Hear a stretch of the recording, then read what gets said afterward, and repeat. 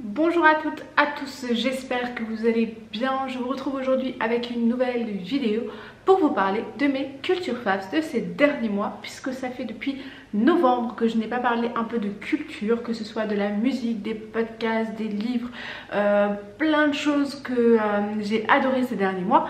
Donc c'est parti. La première chose dont je voulais vous parler, ce sont des podcasts. Je trouve qu'en ce moment, il y a vraiment un essor des podcasts et je trouve ça absolument génial, tout simplement parce que les podcasts, c'est une manière d'exprimer des choses sur plein de thèmes, de recevoir des invités, de parler de choses qui nous animent, de nos valeurs, de nos principes, de débattre parce qu'on n'a pas forcément les mêmes avis avec d'autres êtres humains qui pourtant nous ressemblent un petit peu.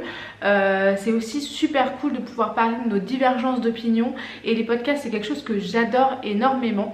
Et lors de ma dernière vidéo Culture Faves, je vous parlais du podcast qui a été lancé très récemment, l'année dernière, par Une Fille d'Érable, le studio Une Fille d'Érable, et de mon humaine préférée de l'internet qui s'appelle Anne-Charlotte. Donc je vous afficherai évidemment quelque part sa petite photo et en lien son blog et le lien vers son podcast qui s'appelle donc, je le répète une nouvelle fois, si vous n'avez pas vu cette vidéo là, Nice to Hear You, pardon, et qui en fait est un podcast pareil sur le principe de podcast de manière générale, qui invite des gens, des êtres humains, quels qu'ils soient, quoi qu'ils fassent dans la vie, pour parler de sujets variés et hyper éclectiques. Et je vous avais parlé dans mon dernier Culture Faves de celui avec les bijoux de Lu, j'ai du mal aujourd'hui, c'est vendredi, qui justement évoquait un peu la création, l'entrepreneuriat et toutes les difficultés, les avantages que ça peut avoir aussi. Et je l'avais adoré parce que déjà j'adore les bijoux de Lu, hein. C'est d'ailleurs les boucles d'oreilles que je porte là, je ne sais pas si on les verra bien, mais ma foi... voilà, elles sont très jolies, hein. Bref, et là j'ai été absolument subjuguée par le podcast sur le féminisme. Elle a eu l'intelligence, la bonté, l'ouverture d'esprit d'inviter qui plus est un homme pour parler de ce sujet. Cet homme n'est autre qu'un photographe qui s'appelle Julien et je pense qu'on le dit comme ça. Qui parle avec justesse, avec amour, avec sincérité, honnêteté du sujet du féminisme pour lequel il se sent plus que concerné. Car oui, je vous le donne en mille, les hommes peuvent être féministes, assumer complètement ce rôle-là, se sentir totalement dévoués à cette cause qui est plus qu'importante aujourd'hui. Et j'ai trouvé juste ce podcast absolument incroyable. Déjà parce que la voix d'Anne-Charlotte se prête tellement bien à l'exercice du podcast, parce que Julien aussi a une voix très posée, un timbre qui est hyper agréable à écouter. C'était une heure de pur bonheur. Et surtout ça prouve au monde entier et à ceux qui en doutent ou en doutaient encore que oui, les hommes peuvent être féministes, peuvent se sentir concernés par la cause de la femme, peuvent se sentir concernés par cette envie de voir les égalités hommes-femmes une bonne fois pour toutes arriver, quel que soit le domaine.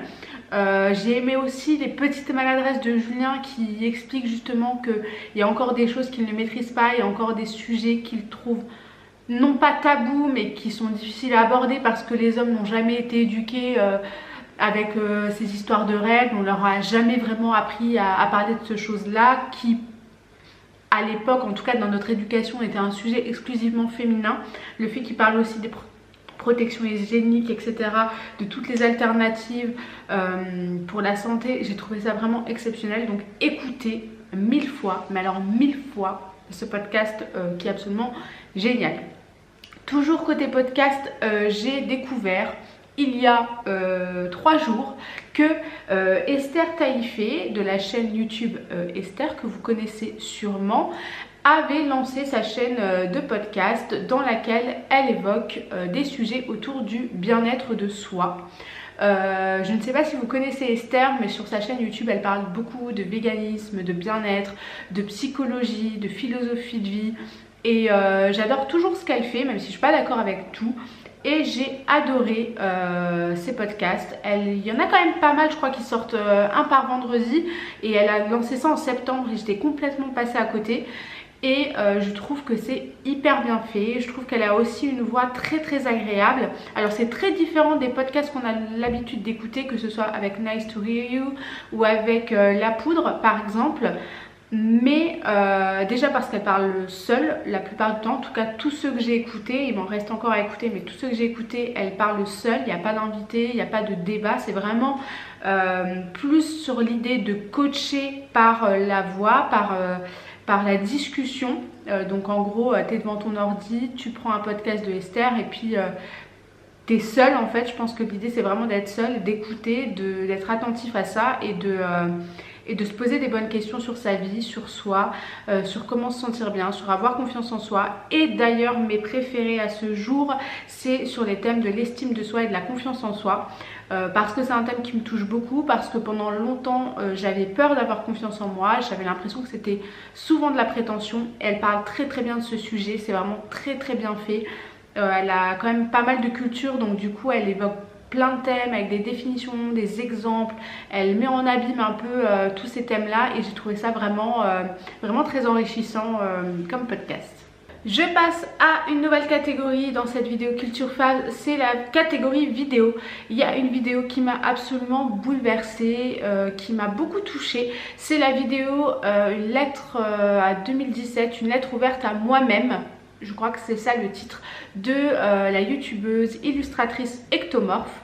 Si vous ne la connaissez pas, je vous mettrai évidemment le lien de sa chaîne et de son Instagram. C'est une illustratrice de 22 ans, si je dis pas de bêtises, qui a déménagé depuis quelques mois déjà en Australie et qui partage dans sa chaîne YouTube ses illustrations, son matériel, son métier, tout ce qu'elle fait dans la vie, son voyage du coup en Australie, au Japon, etc.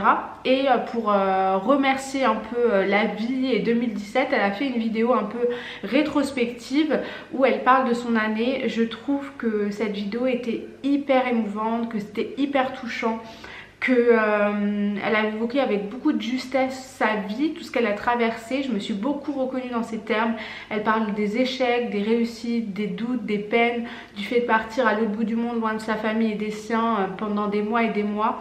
J'ai trouvé vraiment cette vidéo très bien faite et je trouve qu'elle a un talent absolument monstre. Elle est d'une simplicité absolument incroyable, d'une douceur incroyable. C'est tout à fait le genre d'être humain que j'aimerais avoir dans ma vie, et que tu sais, quand tu ne vas pas bien, tu peux l'appeler et elle vient de faire juste un gros câlin et ça te redonne un peu cet élan de positivisme, d'optimisme et d'énergie incroyable. Donc vraiment je vous conseille de vous abonner à sa chaîne, à son Instagram, parce que elle publie vraiment du contenu de qualité et ça a l'air d'être une juste trop belle personne.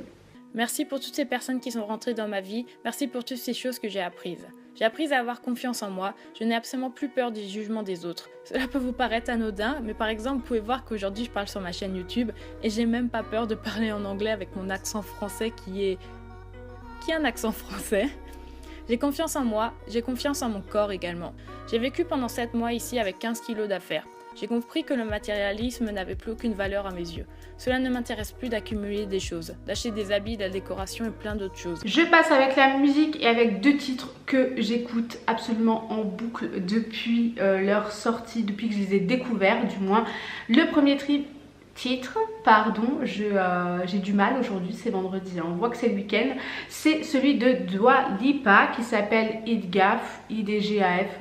Appelons ça comme nous voulons finalement, je ne sais pas comment ça se dit, qui est un titre, c'est pas du tout le genre de musique que j'ai d'habitude dans mon iPod, hein, enfin dans mon téléphone, mais je trouve qu'il bouge, qu'il met du peps, qu'il est frais, qu'il est hyper agréable à écouter. Je trouve que vraiment cette jeune est pleine de talent. Je vous conseille ses autres titres, même si c'est pas mes préférés.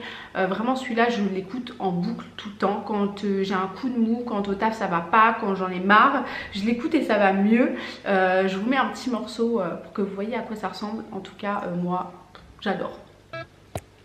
You call me all friendly, telling me how much you miss me. That's funny, I guess you've heard my songs. Well, I'm too busy for your business. Go find a girl who wants to listen. 'Cause if you think I was... Le deuxième morceau musique que j'ai absolument adoré, c'est l'artiste Ixon et le titre spécialement que j'adore c'est See You, si je dis pas de bêtises. C'est un artiste que j'ai découvert sur SoundCloud parce que je regarde beaucoup SoundCloud pour trouver des titres pour mes vidéos, etc. Et ce mec fait des titres absolument incroyables, j'adore tout ce qu'il fait, mais alors celle-ci elle est absolument terrible, donc pareil, pour vous faire profiter de tout ça, je vous mets un insert de cette belle musique qui est vraiment tip top.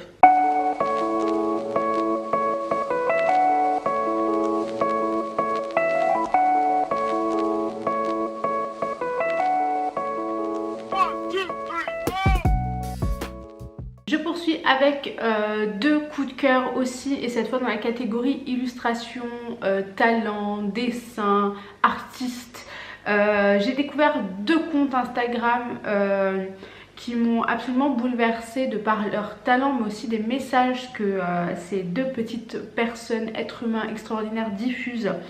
La première illustratrice s'appelle Ariba Siddiq, qui est en fait une blogueuse, youtubeuse, illustratrice qui fait un travail absolument extraordinaire, qui a vraiment un talent à part, qui passe des messages à travers ses dessins, à travers son travail, et je trouve que vraiment c'est absolument incroyable ce qu'elle fait. Elle a aussi un blog, elle est originaire du Pakistan et elle habite au Pakistan. Son blog s'appelle, alors attendez je l'affiche sur mon téléphone hein, donc le temps qu'il est en vie, notyourtype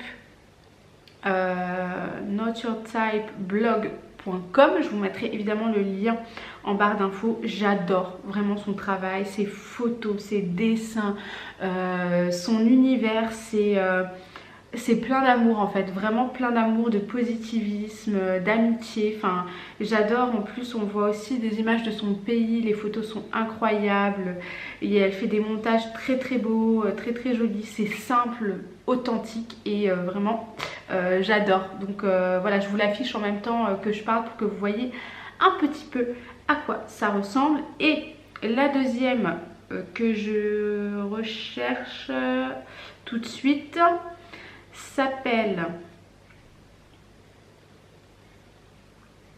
je ne trouve plus, mais si, je viens de l'afficher, autant pour moi,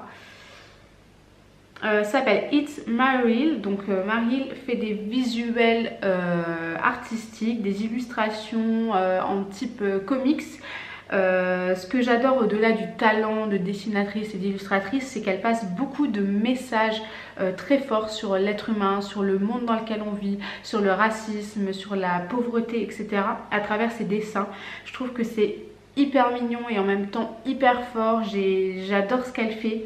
Je vous conseille vraiment de vous abonner à son Instagram, je vous le fais aussi défiler pour que vous voyez un petit peu son travail, mais c'est vraiment quelque chose d'extraordinaire. Je trouve que elle explique un peu au travers de son univers et de ses dessins qu'on pourrait tous s'entendre, que l'on soit blanc, jaune, beurre, peu importe notre nationalité, notre couleur de peau, nos croyances, et vraiment c'est un travail assez fou.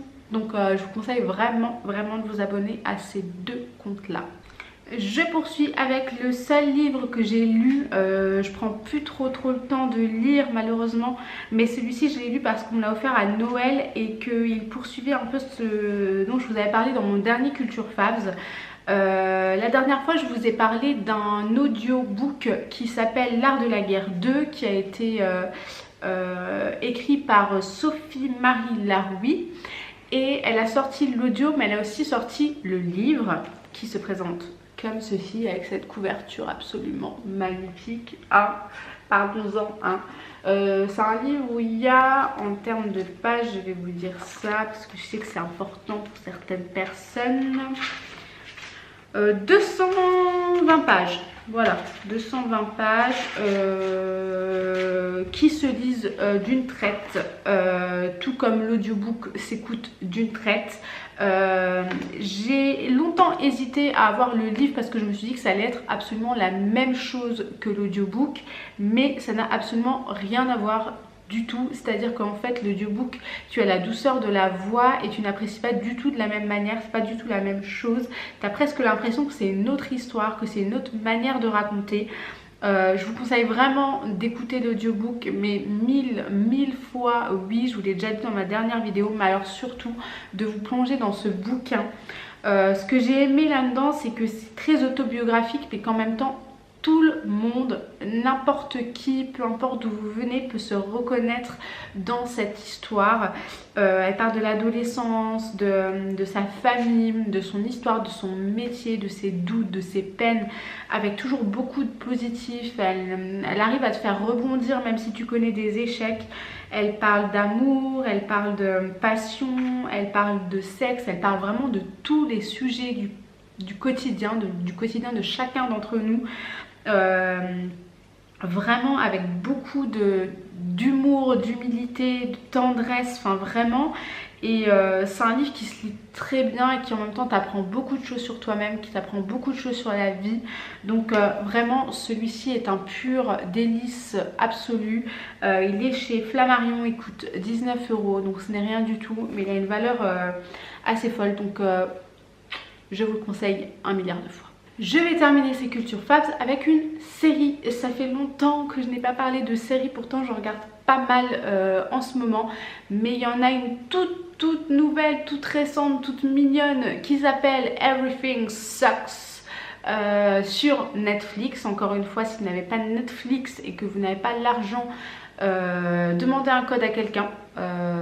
Vraiment parce que il y a vraiment des trucs extraordinaires. Là je suis en train de regarder quelques documentaires et je vous en reparlerai à coup sûr dans une vidéo Culture Fabs parce que mon dieu, enfin Netflix c'est vraiment un bijou. Et donc cette série, je parle en anglais même quand il faut parler français, tout va bien. Cette série Everything Sucks parle en fait de groupes d'adolescents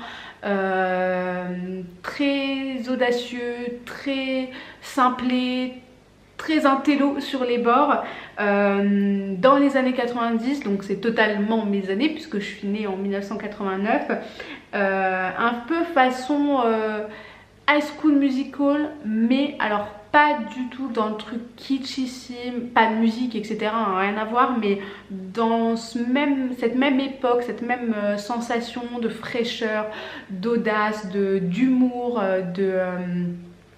je sais pas comment dire, mais en fait ces adolescents, on se reconnaît vachement en eux, on a l'impression de replonger en fait dans notre époque, en tout cas dans la mienne, à l'université, entre nous, avec nos potes et aussi nos ennemis, parce qu'on a tous eu des gens qui pouvaient pas nous saquer, et voilà, notre groupe de potes qui était tellement unique qu'on arrivait à faire face à tous les soucis de l'université, du lycée, etc.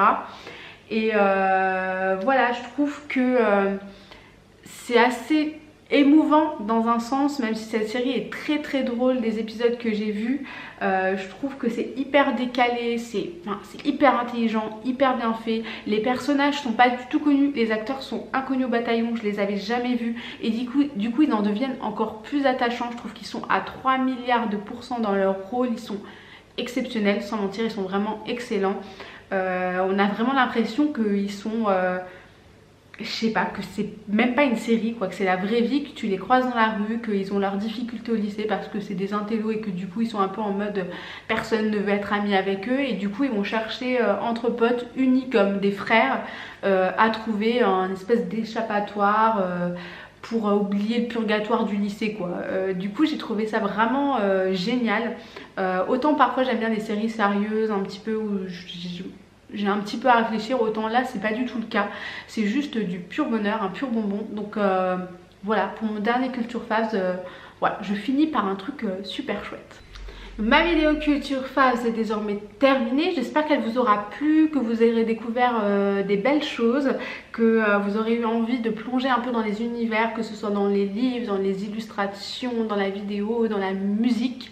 J'adore ce genre de vidéos parce que moi j'adore moi-même les regarder quand j'en trouve un petit peu sur le net. J'aimerais d'ailleurs qu'il y en ait beaucoup plus. N'hésitez pas à vous me donner vos Culture Fabs, que ce soit dans les bouquins, les séries Netflix. Je prends toutes les suggestions, je regarde tout. J'ai un univers assez éclectique, donc vraiment balancez les infos. N'hésitez pas comme d'habitude à liker, Voilà, et à vous abonner surtout parce que ça me pousse à continuer. Et puis comme d'habitude, je vous dis à la prochaine.